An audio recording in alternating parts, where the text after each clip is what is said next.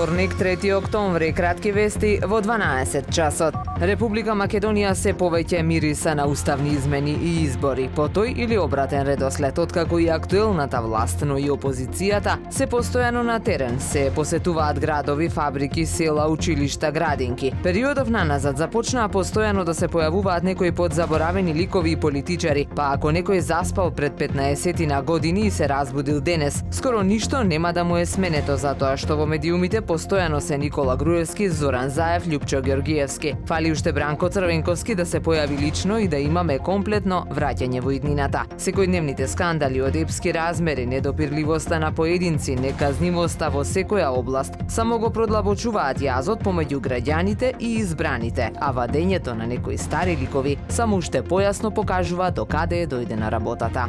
Синдикатот на контролори на летање во МНАФ за 12 октомври најави штрајк при што во периодот од 11 до 17 часот нема да се обслужуваат воздухоплови на Скопскиот и Охридскиот аеродром. Барат да запре непрофесионалноста во однос на процесите за вработување, внатрешни прераспоредувања, услови за работа и опрема која треба да се имплементира за да се модернизира системот за работа. На неповолните состојби укажувале долго време, а го информирале и Министерството за транспорт. Од над 300 вработени во контрола на летање, оперативни контролори се само 70. Едно од барањата е и да се ангажира фирма од надвор која ќе изврши функционална анализа за тоа кои служби и профилни кадри се потребни. Охридскиот градски мешан хор Вокс Лихнидос ја започна новата сезона и најави гостувања во Херцег Нови и Темишвар. Од 6 до 8 октомври учествуваат на 8-миот меѓународен хорски надпревар во Херцег Нови. Директорот Бурим Хидри во изјава за Супер Радио вели дека имаат подготвено специјална програма од 4 композиции. Не се сомневам дека и овој пат ќе имаме енергична изведба и ќе ги освоиме симпатиите на жири комисијата и публиката, истакна Хидри. Веќе следниот месец Охридскиот градски хор ќе патува за Романија на фестивал во Темишвар.